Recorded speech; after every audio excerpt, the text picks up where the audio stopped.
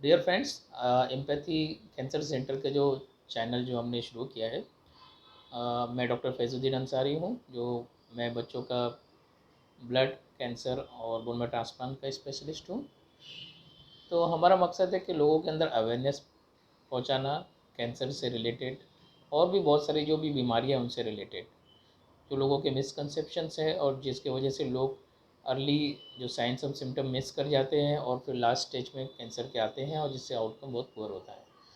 तो dear friends, cancer क्या है? कैंसर हमारे बॉडी के अंदर एक एबनॉर्मल जो सेल्स है उसका ग्रोथ होता है और बहुत ही फास्ट और बहुत रैपिड प्रोसेस होता है, कंटिन्यूस प्रोसेस होता है। और जब मैं बताता हूँ कि बच्चों का कैंसर का हूँ तो हर कोई सरप्राइज़ करता है कि क्या बच्चों में इतने कैंसर्स है? डेफिनेटली है।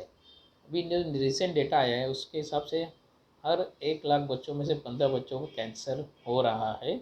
और ये कैंसर जो दिन ब दिन बढ़ते जा रहा है। उसी तरह अडल्ट में भी कैंसर दिन ब दिन बढ़ते जा रहे हैं।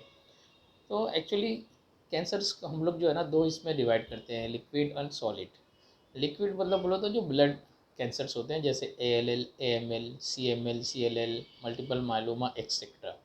सॉलिड सॉलिड जो हेड टू टो हमारा brain, lungs, liver, kidney, bones और मसल्स, इसमें भी कैंसर्स हो सकते हैं।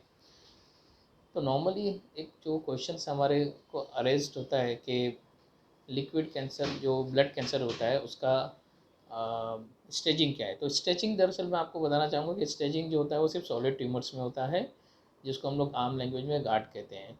जबकि लिक्विड कैंसर जो ब्लड कैंसर्स होते हैं उसमें स्टेजिंग नहीं होती, उसमें रिस्क स्ट्रैटिफिकेशन होता है। मतलब ये कि आप कौन से रिस्क में आते हो, मतलब रिस्क मेरा स्टैंडर्ड रिस्क हो, इंटरमीडिएट रिस्क हो या हाई रिस्क हो।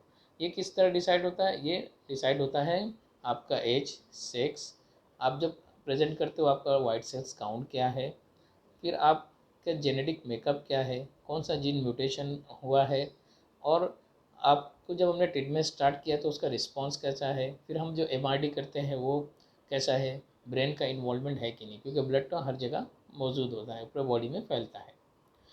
तो इसमें क्या होता है कि ये हम रिस्क स्ट्रेटिफिकेशन क्यों करते हैं? क्योंकि ये डिसाइड करता है कि आउटकम क्या है और ट्रीटमेंट क्या देना है। तो स्टैंडर्ड रिस्क का आउटकम ज़्यादा अच्छा है, इंटरमीडिएट का उसका ख़राब और हाई रिस्क का उससे ख़राब होता है। तो इसलिए ये रिस्क स्ट्रेटिफिकेशन इम्पॉर्टेंट होता है कि intensity of medicine as well as outcome. Same time हम लोग जब सॉलिड ट्यूमर्स को कैटेगराइज करते हैं उसमें स्टेजिंग होता है, स्टेज 1, 2, 3, 4, 5। तो स्टेज में इसमें भी यही होता है कि लोकल डिजीज़ है, स्टेज 1 है, एडजेसेंट लिम्फ नोड इन्वॉल्व का 2 है, नियर बाय टिश्यू इन्वॉल्व हुआ है तो 3 है, और 4 में डिस्टेंट मेटास्टेसिस मतलब पूरे बॉडी में हो जाता है। तो इसमें भी यही है कि स्टेज 1, 2 का अच्छा आउटकम है, 3, 4 का 3 का उससे ख़राब और 4, 5 का उससे भी ख़राब है।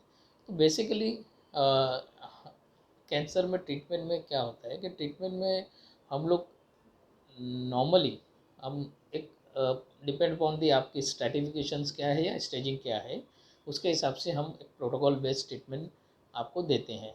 उसमें जो नॉर्मली जो एक बेसलाइन ये होता है कि हम आपको कीमोथेरेपी देंगे, रेडियोथेरेपी देंगे या फिर आपको सर्जरी करेंगे।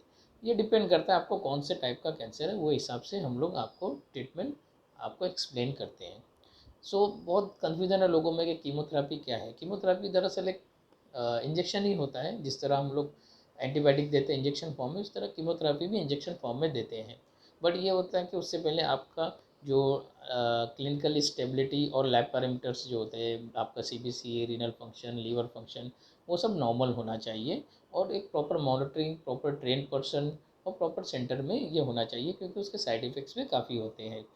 इसी तरह रेडिएशन रेडिएशन जो हम आम लैंग्वेज में लाइट बोलते हैं, तो लाइट जो हम रेडिएशन जो थेरेपी देते हैं उसके भी अलग स्पेशलिस्ट होते हैं, प्रॉपर सेटअप लगता है और उसके थ्रू ही हम दे सकते हैं। वो भी एक बड़ा प्रोसीजर, एक बड़ा सा वर्कआउट करके देना पड़ता है। उसके भी कुछ साइड इफ़ेक्ट्स होते हैं। और लास्ट में सर्जरी। तो सर देखो, ये प्रोटोकॉल होता है, कभी किसी डिसीज़ में हमको सर्जरी पहले करनी पड़ती है, जैसे ब्रेन ट्यूमर्स हो गए, फिर रेडिएशन, फिर कीमो, या किसी में पहले कीमो देना पड़ता है।